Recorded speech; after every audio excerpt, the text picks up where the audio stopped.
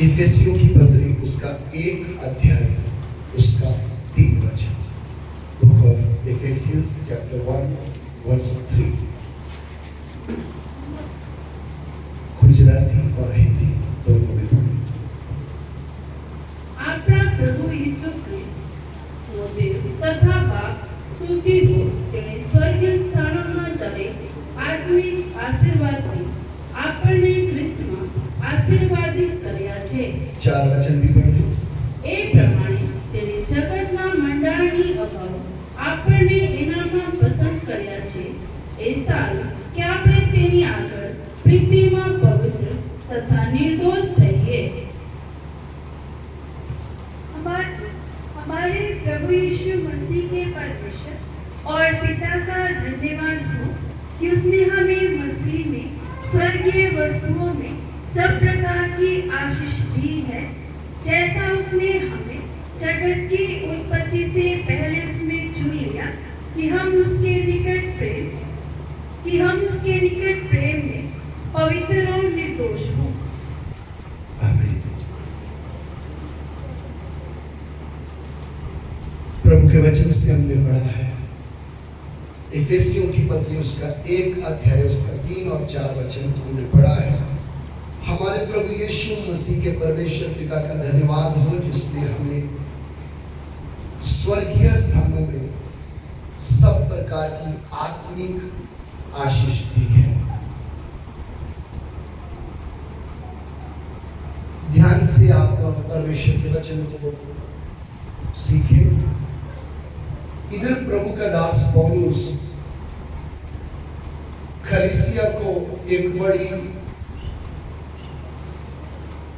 महत्वपूर्ण बात सिखाता है कि पिता परमेश्वर ने मसीह यीशु में हमें स्वर्गीय स्थानों में सब प्रकार की आत्मिक आशीष दी है।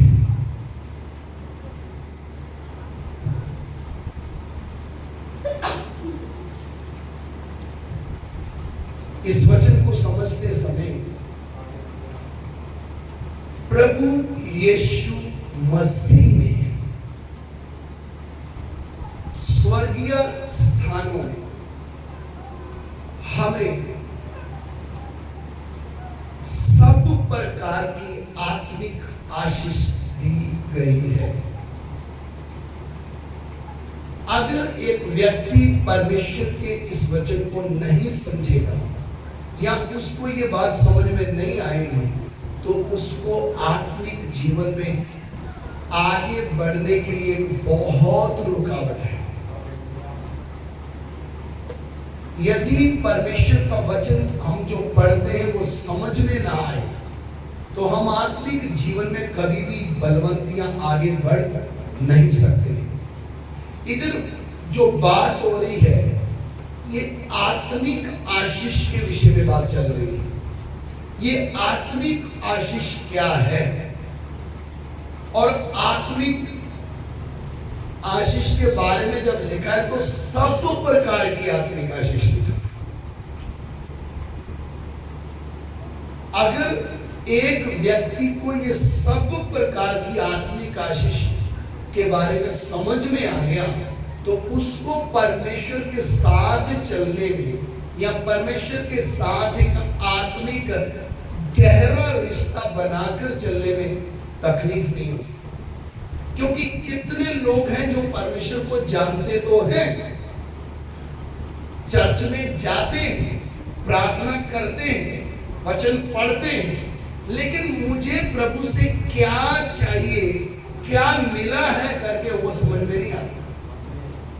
वो ना समझने के कारण इस संसार में रहते हुए वो उदास रहते हैं, निराश रहते हैं। उनके शारीरिक कामकाज में कोई बाधा आ जाएगी या उसमें बढ़ोतरी नहीं होगी तो वो व्यक्ति विश्वास में डगमगा जाता है। प्रभु के पीछे तो चलते हैं लेकिन प्रभु के पास से मुझे क्या मिला है वो चीज ना समझने के कारण शारीरिक बातों की तुलना करने के साथ साथ वो आत्मिक बातों के रहस्य को समझ नहीं पाते। वो ना समझते हुए फिर ऐसे जीवन लेकर चलते, आधा संसार में आधा प्रभु में। कुछ दिन प्रभु में चलते हैं, कुछ दिन संसार में चलते हैं। ऐसा उनका जीवन क्यों बन गया? क्योंकि उनको समझ में नहीं आया कि मुझे प्रभु से जो आत्मिक आशीष मिली है वो क्या है और उसकी कीमत क्या है, और वो आत्मिक आशीष कब तक रहने वाली है, या उस आशीष का मेरे जीवन में क्या महत्व है।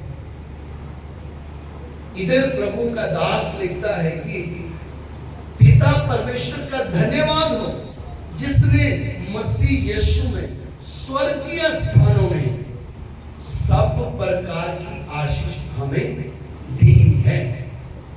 देना बाकी है करके ऐसा नहीं लिखा है, सब प्रकार की आशीष हमको दी है। लेकिन वो आशीष को समझने के लिए, वो आशीष के बारे में जानने के लिए हमें प्रार्थना करते हुए प्रभु के चरणों में बैठना। प्रभु मुझे तुझसे क्या मिला है?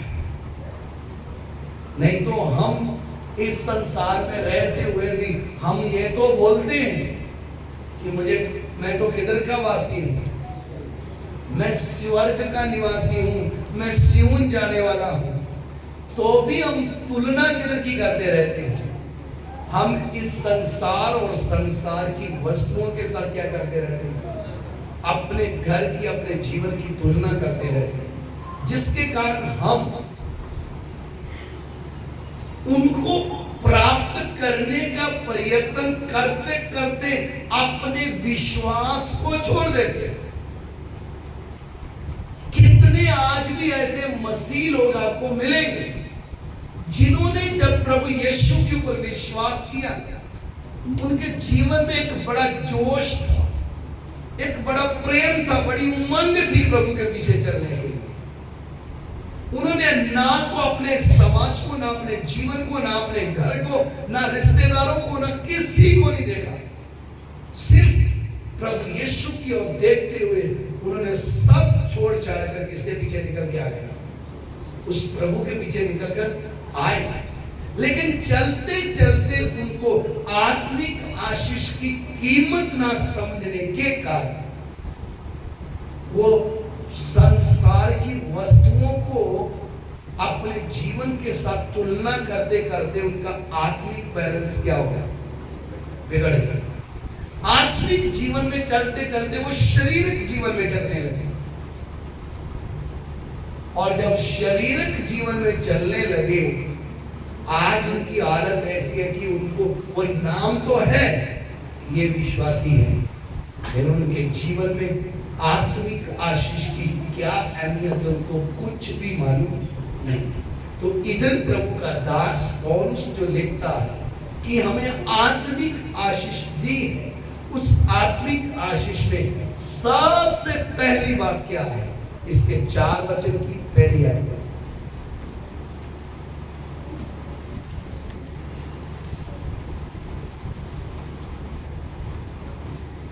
एक का, 3 का, 4 का, 4 से एफेसियों 1 अध्याय 4। जैसा उसने हमें जगत की उत्पत्ति से पहले उसमें चुन लिया कि हम उसके निकट प्रेम में पवित्र और निर्दोष हों। परमेश्वर के वचन को ध्यान से समझें। इधर लिखा है कि उसने हमें जगत की उत्पत्ति से पहले क्या कर दिया है? चुन लिया है। क्या आपको ये बात समझ में आ रही है? परमेश्वर का वचन कहता है कि उसने हमें जगत की उत्पत्ति से पहले क्या कर दिया है? चुन लिया। इस वचन का अर्थ क्या है? इससे पहले कि इस जगत की क्या करता हुआ?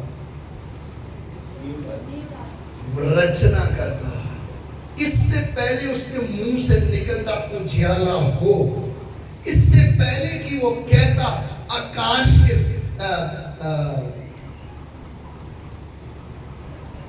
पानी के बीच में एक बड़ा अंतर हो और उसमें बड़ी बड़ी ज्योतियां क्या दे दिखाई, इससे पहले कि वो कहता नीचे का पानी एक जगह इकट्ठा होकर समुद्र बन जाए और नीचे की जो पृथ्वी वो ऊपर दिखाई दे, पेड़ पौधे वृक्ष अपने बीज के अनुसार पृथ्वी पर क्या करें उगने लगे, उससे पहले परमेश्वर ने मुझे और आपको चुना है। ये बात अगर हमें समझ में आएगी तो मेरा परमेश्वर के साथ का संबंध कितना मजबूत हो जाएगा। इससे पहले कि उसने मनुष्य की रचना की, आदम को बनाने से पहले उसने मुझे क्या कर लिया, चुन लिया, या वो मुझे जानता था। वो है पूर्व ज्ञान। परमेश्वर का कौन सा ज्ञान? पूर्व ज्ञान। मैं नहीं जानता, लेकिन कौन जानता था? परमेश्वर मुझे जानता था। उसी ज्ञान के तहत उसने मुझे क्या कर लिया। हम जितने भी इधर बैठे, यदि आपको ये विश्वास है मैं परमेश्वर के द्वारा क्या किया गया, चुना गया, आपको मालूम है हमारे विश्वास में सबसे बड़ी हमें हिम्मत देने वाली बात क्या है? जब मुसीबतें हमारे चारों ओर आती है, जब हमारे विश्वास को आके हिलाने की कोशिश करती है, तब कौन सी बात मुझे स्थिर करती है पता है? मैं परमेश्वर के द्वारा चुना गया, इसलिए मैं अकेला नहीं।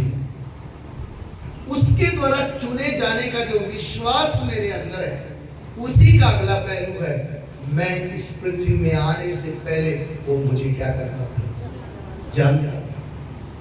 ये हमारी सोच है। हम क्या सोचते हैं? हमारी सोच क्या है? मैं बड़ा हुआ, मैं तो पाप में जी रहा था, अचानक मैं दूसरी सिटी से किधर आ गया, काम के लिए किधर आ गया, अहमदाबाद में आ गया। उधर मैं काम कर रहा था, काम करते करते एक भाई मुझे मिला, उसने मुझे क्या बता दिया, प्रभु का वचन बताया। मैं सुनने के लिए गया, फिर मुझे अच्छा लगने लगा तो मैंने क्या कर लिया, प्रभु यीशु को ग्रहण।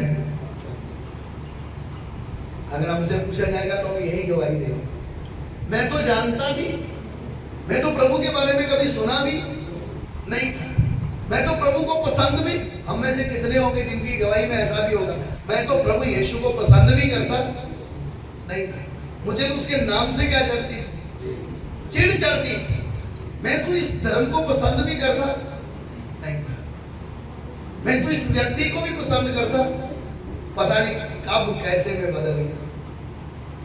आपके जीवन में जो मोड़ आया वो आप नहीं लेकर आए, जिसने आपको जगत की उत्पत्ति से पहले चुना वो लेकर आया है। हम अपनी सोच से, अपनी बुद्धि से ना तो आए हैं और ना जा सकते, जाएंगे तो वो फिर गिर के क्या करेगा, वापस लेके आ जाएगा, क्योंकि उसने क्या किया है, चुना है। पूर्व ज्ञान से उसने मुझे क्या कर लिया। मेरे जीवन की सबसे बड़ी आशीष क्या है, मैंने इस पृथ्वी में जन्म भी नहीं लिया, उससे पहले परमेश्वर मुझे जानता था, और जब जानता था, हम में से कितने ऐसे परमेश्वर ने जगत की उत्पत्ति से पहले चुना। आपके अंदर सोच आ सकती है, हम तो प्रभु की नजर में थे, फिर हमें इधर उधर क्यों घुमाया, हमसे ये क्यों करवाया सब जो पाप था, फिर इसका कारण क्या था, हम खो गए इस पृथ्वी में। उस परिस्थिति में भी प्रभु ने हमारे जीवन में, हमें ऐसी परिस्थितियों में जब चल रहे थे तो भी हमें छोड़ा, हम उसकी नजर में थे। बेशक हम उसको छोड़कर किसी और के पीछे चले गए, हमने किसी और को ईश्वर माना, तो भी वो देखता था, तो भी उसकी दृष्टि में थे हम। उसको मालूम था ये मेरा है, मैंने इसको अपने लिए क्या कर दिया, जो दिया। और आप ध्यान दें, हमारी सोच किधर तक खत्म होती है। हे प्रभु, मुझे एक अच्छा घर दे दे, एक अच्छी नौकरी दे दे, एक अच्छी कार दे दे, बस। और तो मैंने कुछ नहीं मांगा तेरे से, मेरे ऊपर कोई कर्जा ना हो, बस पैसे आते ही जाए, जाने का नाम ना ले। इस हाथ में, इस जेब में हाथ डालूं तो भी पैसे, इस हाथ में। हमारा परमेश्वर क्या बनता जा रहा है, कौन सा बनता जा रहा है? इसलिए प्रभु ने एडवांस लिख के दे दिया, एक मनुष्य दो स्वामियों की सेवा नहीं कर सकता है। स्वामी तो कितने हैं, मालिक तो एक ही है, लेकिन हम किसको मालिक बना लेते हैं? पैसे को क्या बना लेते हैं, जिसके कारण हम आत्मिक आशीष की गंभीरता को क्या नहीं करते, समझते। एक विश्वासी जो प्रभु के पीछे निकल कर आया है, उसके जीवन में सबसे बड़ी आशीष, मेरे इस पृथ्वी में जन्म लेने से पहले वो मुझे क्या करता था। समझ में? कितने इधर पति पत्नी बैठे हैं जो प्रभु में नहीं थे, किन्होंने अपनी मर्जी से क्या की है, शादी की है। कईयों का कायदे साल हुआ, उसका मतलब समाज के हिसाब से हुआ, माँ बाप ने ढूंढ के दिया, कईयों ने अपने आप ढूंढ लिए। आप जो भी कर रहे थे, आपके ऊपर किसकी नजर थी? अगर वो चाहता तो हमें अपनी योजना से निकाल सकता है। आशीष क्या है? अब इसमें आशीष क्या बात है? हमारे जीवन में हम मां के गर्भ में थे, तब से वो हमें देख रहा है। जगत की उत्पत्ति नहीं, उससे पहले वो हमें क्या करता है, जानता है। हमारा जन्म कौन से सन में होगा, कौन से शहर में होगा, हम पले बड़े कहां होंगे, हम पढ़ाई कितनी करेंगे, क्या करेंगे, सब उसको क्या है। और आज हम चार पैसे कमाने के बाद क्या बोलते हैं, पैसे नहीं कमाएंगे तो प्रभु खिलाएगा क्या? प्रभु तो नहीं दिखता, पास्टर का नाम लेते, पास्टर खिलाएगा क्या? हमारी सोच क्या है? मेरी जगह एक डॉक्टर अगर खड़ा होता और अच्छे से प्रभु को उसने अपना जीवन दिया होता, तो वो आपको और गंभीरता से समझा सकता था कि एक मां के गर्भ में परमेश्वर के बच्चे को कैसे संभालता है। और आंसुओं से परमेश्वर का धन्यवाद कर रहा होगा, हमारी डिग्रियां तेरे सामने फेल है, तू इतने तरीके से संभालता है। जहां कोई मां तो खाना खाती है, एक एक अंग रचने का काम कौन करता है? उस अंग के ऊपर चमड़ा, मांस, हड्डी, कैसे सब कुछ ये वो परमेश्वर करता है जिसने मुझे जगत की उत्पत्ति से पहले क्या किया, चुना। हमने कितने उल्टे काम किए, हमने उसको छोड़कर अपना ईश्वर बदल दिया, क्योंकि हमें मालूम ही नहीं था। हम तो लगे हुए थे अपने किस काम में, यही है मेरा बनाने वाला, यही है मेरा सब कुछ, हम ये सोचकर चल रहे थे। लेकिन एक दिन जिसने अब्राहम के ऊपर अपने आप को प्रकट किया, उसने खुद अपने आप को हमारे ऊपर प्रकट किया। और आज जब हम उसके चरणों में आते हैं, हम जब पीछे मुड़कर देखते हैं, हमारे कितने पहचान के लोग मरकर नाश में चले गए। उस गिनती में मेरा भी नाम होना था, लेकिन मेरे लिए प्रभु, इसलिए पौलुस ने लिखा, पिता परमेश्वर का क्या है, धन्यवाद के साथ शुरू किया। पिता परमेश्वर का धन्यवाद हो जिसने मसीह यीशु में स्वर्गीय स्थानों में हमें सब प्रकार की आशीष दी। देना बाकी नहीं, दे दिया। और उसमें से सबसे पहली बात क्या है? मेरे जन्म लेने से पहले, इससे पहले मेरा माँ बाप मेरा नाम रखता, वो मुझे जानता है। जब मैं उस आशीष की ओर देखता हूं तब मैं उस प्रभु के सामने झुकता हूं। प्रभु, दुनिया की सृष्टि से पहले तूने मुझे क्या कर दिया? चुन लिया। इसलिए ये ना सोचे कि मेरे पास तो अच्छी गाड़ी नहीं है, मेरे पास अच्छा घर नहीं है, अच्छी नौकरी नहीं है। अरे भैया, ये थोड़ी देर का है। जिसके पास है वो भी रो रहा है, जिसके पास नहीं है वो भी क्या कर रहा है? समझ में आ रहा है? अब समझाएं किसको? लेकिन समझ किसको आता है? जिसको आत्मिक आशीष का पहला पहलू समझ। मेरे जन्म से पहले वो मुझे जानता था और उसने मां के गर्भ में मुझे क्या किया? संभाला है। जन्म हुआ तब भी मेरा ध्यान दिया, मैं बड़ा हुआ तब भी मुझे संभाला, मुझे जीने के लिए क्या दिया है? आप ये ना सोचिए आप अपनी ताकत से चल रहे हैं। ये शक्ति बल किसी काम का नहीं है। इसके अंदर एक आत्मा रचा है। इस हमारे नाक में उसने क्या डाला है? श्वास डाला है। और इस आत्मिक आशीष के लिए सबसे पहली बात उसने मुझे क्या कर दिया? अगर मैं उसको ना जानती, कितने लोग उसको बिना जाने ही मर गए। इस संसार को छोड़कर क्या हो गया? आपको पता है? आप जब इधर बैठे हो, इसके पीछे कारण क्या है? आप मरे क्यों? आपके रिश्तेदार मर गए, कुछ तो कोरोना में निपट गए, कोई अचानक एक्सीडेंट में मर गया, आपसे कम उम्र, आपसे बाद में जन्म लिया, लेकिन पहले इस पृथ्वी को छोड़कर क्यों? आप और मैं जिंदा क्यों? इसके जवाब क्या है? जिसने पूर्व ज्ञान से मुझे और आपको क्या किया, उसकी योजना मेरे लिए अभी तक पूरी, वो मेरे जीवन में तैयार कर रहा है। ये ना सोचे कि मैं तो 5 रोटी खाता हूं शाम को और सुबह, इसलिए ज्यादा ताकत है। जो मर जाता है उसके मुंह में रोटी डालने से जान आएगी? बोलिए ना। मैं जिंदा क्यों हूं? मैं पृथ्वी में क्यों हूं? जिसने पूर्व ज्ञान से मुझे चुना, उसकी योजना मेरे जीवन में क्या हो रही है? अगर मैं इस बात को ना समझूं, मेरे जैसा मूर्ख इस दुनिया में और कोई। मैं जब उस प्रभु के चरणों में आता हूं तो मेरे आंसू क्यों गिरते हैं?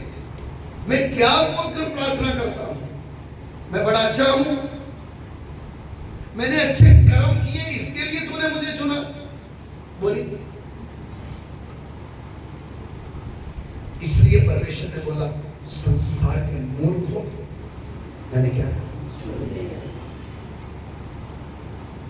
सबसे बड़ी बात, मैं इस पृथ्वी में आया ही नहीं, उसने मुझे चुन दिया। बेशक मेरी पढ़ाई लिखाई नहीं, हमारी शादियां, पति और पत्नी जब जुड़े हैं, ये भी किसको मालूम था? परमेश्वर को मालूम था। आप ये ना सोचें आपके फैसले से सब कुछ हो रहा है। आप पूर्व ज्ञान की योजना के तहत चल रहे हैं। इसलिए हमें कितना गंभीर इस वचन के अनुसार चलना हो। अगर मैं उसकी योजना को ठुकरा दूं, अगर मैं अपनी स्वयं इच्छा से उसकी योजना से हट जाऊं, तो मेरा क्या होगा? इसलिए पौलुस ने क्या लिख के दिया है? उसने क्या किया है? मुझे जगत की उत्पत्ति से पहले क्या कर दिया?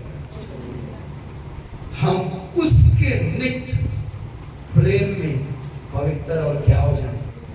निर्दोष हो जाए। उसका मतलब और उसने अपने प्रेम को मेरे ऊपर क्या किया है।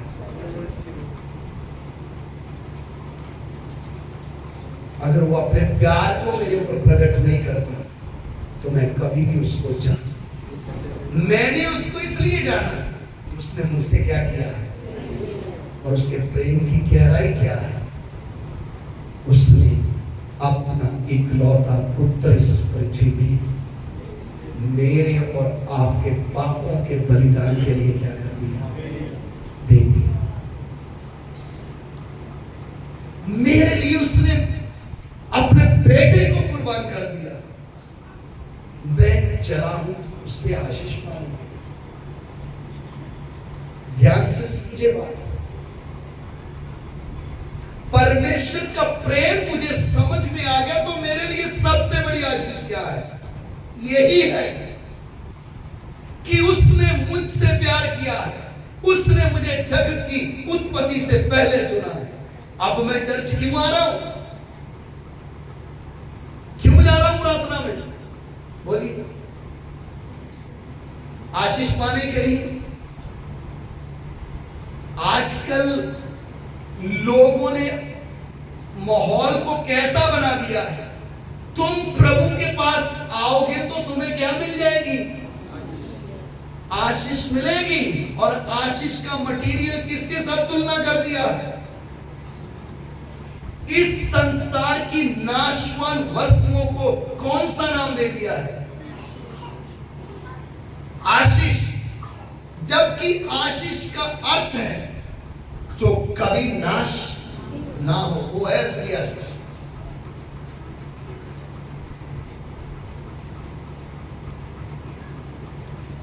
शैतान ने दूसरे सुसमाचार को कलीसियों के बीच में डाल दिया। दूसरी आत्मा घुसकर कौन सा प्रचार कर रही है, प्रभु यीशु मसीह के पास आने के बाद तुम्हें क्या मिलेगी, आशीष मिलेगी। कौन सी आशीष, तुम्हारा काम अच्छे से चलने लग जाएगा, तुम्हारे पास अच्छी गाड़ी आ जाएगी, तुम अच्छे से पैसा कमाने लग जाओगे। ये टोटली गलत उपदेश है। प्रभु यीशु मसीह इस पृथ्वी में सदा रहने के लिए नहीं आए थे। प्रभु यीशु मसीह इस दुनिया में उसने देर के लिए आए जो उन्होंने मनुष्य जाति के पाप के उद्धार के काम को करना था। जिस दिन मनुष्य के पाप के उद्धार का काम पूरा हो गया, तीसरे दिन मुर्दों में से जी उठकर 40 दिन अपने शिष्यों के साथ रहकर लगभग 500 लोगों के सामने वो स्वर्ग में उठाए गए। और उनका अंतिम संदेश क्या था, मैं फिर से आऊंगा तुम्हें अपने साथ लेके जाने के लिए, तुम्हें इस पृथ्वी में बड़ा अमीर बनाकर, बड़ा बहुत आशीष बरकत देकर पाया हुआ व्यक्ति, आशीष पाया हुआ व्यक्ति के नाम से नाम चिन्ह बनाकर इस पृथ्वी में रखने के लिए नहीं आ रहा हूं, सब कुछ छुड़ाकर इस पृथ्वी से लेके जाने के लिए आ रहा हूं। लेकिन शैतान ने कई झूठे प्रचारकों को खड़ा कर परमेश्वर के पवित्र वचन को बिगाड़ने की कोशिश की है। कलीसिया का स्वर्गीय स्थानों की ओर ध्यान हटाकर इस पृथ्वी में कैसे अमीर होना है, कैसे हम बड़े धनवान बन जाएं, वो ऐसा उपदेश लाके खड़ा कर दिया। इसलिए लोगों को भी आज अट्रैक्शन किधर है, लुभाने वाली बातों के पीछे। कौन सा प्रचारक शारीरिक आशीषों का प्रचार कर रहा है, कौन सा प्रचारक ये बोल रहा है तुम आओगे तो आज एक बार आओ तुम्हें पता चल जाएगा तुम्हें क्या क्या आशीष मिल जाएगी। अरे आप वचन को पढ़ो भाई साहब, जिस यीशु के नाम में आज लोगों को धनी बनाया जा रहा है, लोगों को इस संसार में बड़ा अमीर बनाया जा रहा है, उस प्रभु यीशु ने लिख कर दिया है ऊंट सुई के नाके में से निकल सकता है लेकिन धनी परमेश्वर के राज्य में प्रवेश नहीं करेगा। फिर उस उस वचन का क्या अर्थ? आप तो निकले हो लोगों को आशीष देने के लिए, आप तो निकले हो लोगों को बड़े अमीर बनाने के लिए, लेकिन प्रभु यीशु मसीह क्या कहकर गया है? जो कोई मेरा चेला बनना चाहता है वो अपना सब कुछ ना त्यागे, वो मेरा चेला नहीं हो सकता। आत्मिक आशीष आपको समझ में ना आने के कारण आपने लोगों को सांसारिक आशीषों के पीछे लगा दिया। आत्मिक आशीष क्या है? उसने मुझे जगत की उत्पत्ति से पहले क्या कर लिया? चुन लिया। और किस काम के लिए चुना?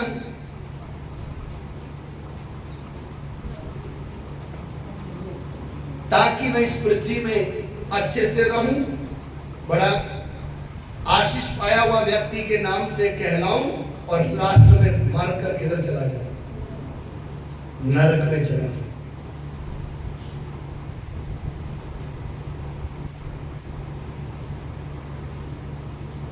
अगर हम परमेश्वर के वचन को समझें, असली आशीष क्या है जो हमसे कभी छीनी ना जाए। लोगों को परमेश्वर के सत्य वचन से हटाकर संसारिक बरकतों, संसारिक आशीषों के पीछे लगाना ही गलत प्रचार है। और लोगों को ब्लेसिंग्स नाम सुनते ही अंदर जोश आ जाता है। ऑनलाइन ऑफलाइन हमें क्या मिलने वाली है? आशीष मिलने वाली है। मैं बताना चाहता हूं, जिसको प्रभु यीशु मसीह के बारे में समझ में आ गया, अब उसको किसी आशीष की जरूरत नहीं। प्रभु का दास पौलुस बोलता है, हमें सब प्रकार की आशीष दे दी है। उसने अपने प्रेम को हमारे लिए प्रकट किया है, और उस प्रेम को जानने के बाद हम किसके पीछे निकल कर आए? आप प्रभु के वचन को पढ़ें। जितने भी भविष्य वक्ता हुए, जितने भी परमेश्वर के पीछे नामचीन लोग हुए, उनकी गवाही में उन्होंने यीशु के नाम से कमाया नहीं, उन्होंने यीशु के नाम से गवाया है। उनके जीवन से हमें बड़ा अमीर बनने का जोश नहीं मिलता है। उन्होंने यीशु के लिए कष्ट उठाया, उठाते उठाते ये शरीर भी प्रभु यीशु मसीह के लिए बलिदान करके चले गए, क्योंकि उनको समझ में आ गया ये पृथ्वी हमारे लिए नहीं है। हमारे लिए एक उत्तम आशीष है। ये देश, ये पृथ्वी, ये जगत एक मसीह व्यक्ति की विरासत नहीं है, क्योंकि ये नाश होने वाला है। आज लोगों को कैसे उल्लू बनाया जाता है, कैसे फ्रॉड किया जाता है। लोगों को इतने शारीरिक आशीष का जोश दिया जाता है कि वो इस पृथ्वी के साथ चिपक कर जी रहे हैं। जिसके पास एक घर है उसको चाहिए एक और मिल जाए, जिसके पास एक गाड़ी हो जाता है एक और मिल जाए, जिसके पास एक नौकरी बोलता नहीं मैं रात को भी नाइट ड्यूटी भी करूंगा। और उधर से स्टेज में एक मैसेज आता है, तुम मांगोगे तो प्रभु देगा, और दुनिया मांगने पर तुली है।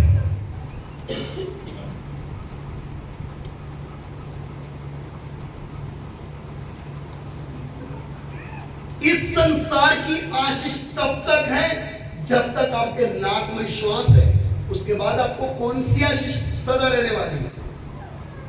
प्रभु यीशु इस पृथ्वी में रहकर उन्होंने क्या संदेश दिया है? मैं तुम्हें इधर नहीं रहने दूंगा, मैं तुम्हें यहां से क्या करने आ रहा हूं। कितने लोग बोलते तो हैं प्रभु आने वाला है, हम उसके साथ, लेकिन जाने कैसे वाले हैं? शब्दों में।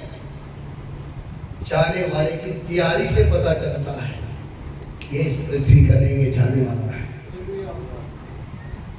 और जाने वाले को मांगने की जरूरत नहीं। जिस परमेश्वर ने कलीसिया के लिए उसको अपने सर्व ज्ञान से पहले चुन लिया, जिसको उसने अपने प्रेम से अपने निकट बुलाया, जिसको उसने छुटकारा दिया, जिसको अपने प्रेम में बुलाया, जिसके श्राप खत्म कर दिए, पाप खत्म कर दिया, उसको स्वर्गीय स्थानों में बिठा दिया है। ये स्थान जिसमें हम बैठे हैं ये एक दिन नाश होने वाला है। हमारे लिए सबसे बड़ी आशीष क्या है? उसने अपने पूर्व ज्ञान से पृथ्वी की नींव रखने से पहले उसने मुझे क्या कर दिया? चुन लिया है। पहला पत्रस 1 अध्याय उसका 20 वचन है। First Peter chapter 1 verse 20।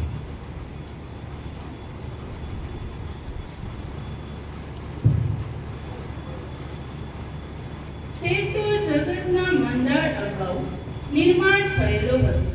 ખરો પણ તમારે સારું આ છેલ્લા કાળમાં તે પ્રકટ થયો.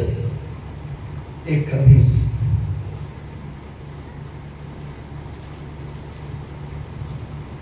उसका ज्ञान तो जगत की उत्पत्ति के पहले ही से जाना गया था, पर अब इस अंतिम युग में तुम्हारे लिए प्रकट हुआ।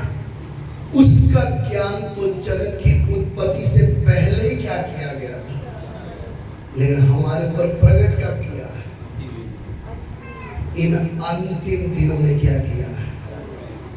प्रकट किया है। और क्या बात उसमें प्रकट की है?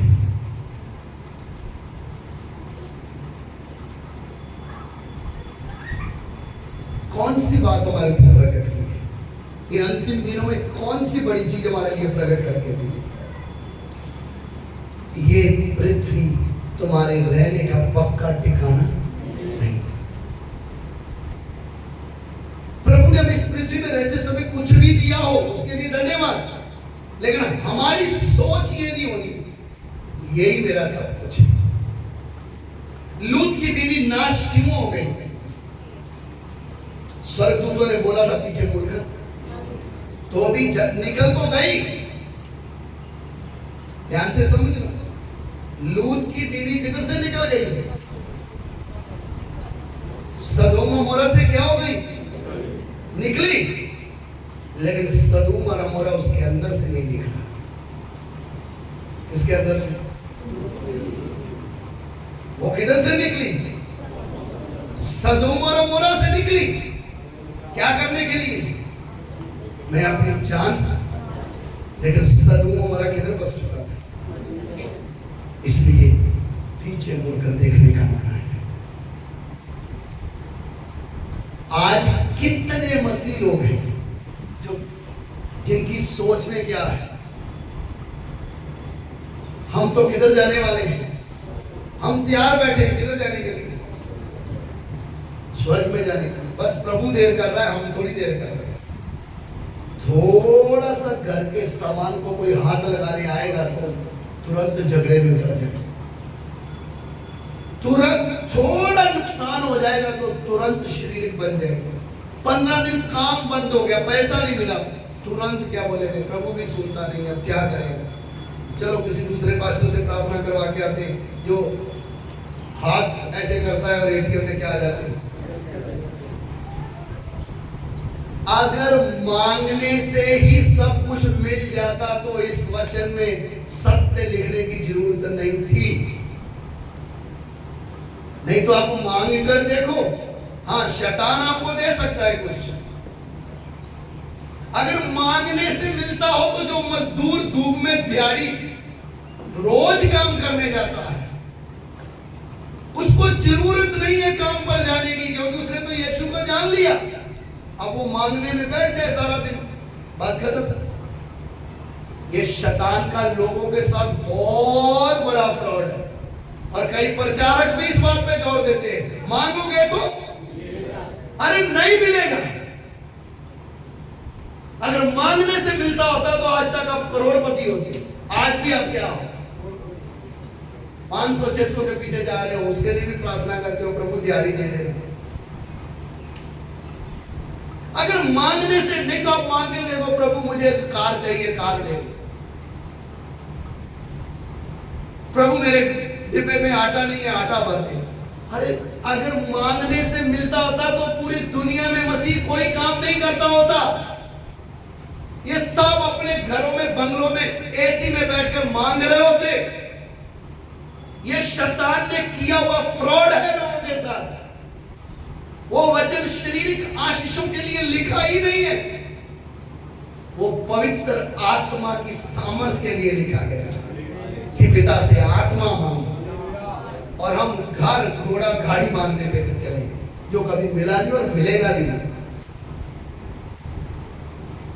इसलिए हमारा ध्यान किधर रहना है? धन्यवाद हो पिता परमेश्वर का जिसने मसीह यीशु में हमें स्वर्गीय स्थानों की सब प्रकार की आशीष दे दी। जब वो आशीष को लेके चलोगे तो आपका ध्यान किधर रहेगा? मेरा प्रभु आने वाला है, मैं उसके साथ जाने के लिए तैयार हो जाऊं। यह पृथ्वी मेरा रहने का पक्का ठिकाना नहीं है। मेरे जीवन की सबसे बड़ी आशीष उसने जगत की उत्पत्ति से पहले मुझे क्या कर दिया? चुन लिया। इसलिए नहीं कि मैं पृथ्वी में बड़ा अमीर व्यक्ति बनकर जीऊं और अपनी मन मर्जी करूं और बाद में नरक में मरकर किधर चला जाऊं? नरक में चला जाऊं। इस काम के लिए नहीं चुना है, उसने मुझे चुना है मेरे द्वारा लोग परमेश्वर को देखें, मेरे द्वारा लोग छुटकारा पाए, मेरे द्वारा लोगों को अनंत जीवन मिल जाए, मेरे द्वारा लोग स्वर्ग की आशीष को पाए। उसके लिए प्रभु ने मुझे चुना। अगर कोई शारीरिक बरकतों आशीषों का प्रचार सुनकर इधर बैठा है कि इधर आने से वो मिलेगा, तो आप गलत ट्रेन में चढ़ जाओ, उतरो और वो ढूंढो, ऐसी जगह ढूंढो जिधर आपको तुरंत एक ही दिन में मांगने से सब कुछ क्या हो जाएगा। हम आपको कभी भी धोखे का प्रचार नहीं करेंगे, हम आपको सत्य बताएंगे जो इसमें लिखा है। उसने हमें आत्मिक आशीष दी है, जगत की उत्पत्ति से पहले मुझे चुन लिया और अपने प्रेम में मुझे निकट बुलाया है। आइए अपनी आंखें बंद करें, इस वचन के ऊपर हम ध्यान दें। आज मेरी दौड़ क्या है? मेरी सोच क्या है? क्या मैं इस संसार में बढ़ना चाहता हूं? क्या इस संसार में सबसे अमीर व्यक्ति बनना चाहता हूं? क्या इस संसार की सारी वस्तुओं को प्राप्त करना चाहता हूं? प्रभु यीशु कहते हैं, यदि एक मनुष्य सारे जगत को प्राप्त कर ले और अपने प्राण की हानि उठाए तो उसे क्या लाभ? मुझे कौन सी आशीष की जरूरत है? मैं किधर जा रहा हूं? मेरी सोच क्या है? आइए हम प्रार्थना करें। हमारे प्यार करने वाले परमेश्वर, हम आपका धन्यवाद करते हैं। सुबह के समय तेरे वचनों को हमने सुना है, तूने सब प्रकार की आत्मिक आशीष हमें दे दी है।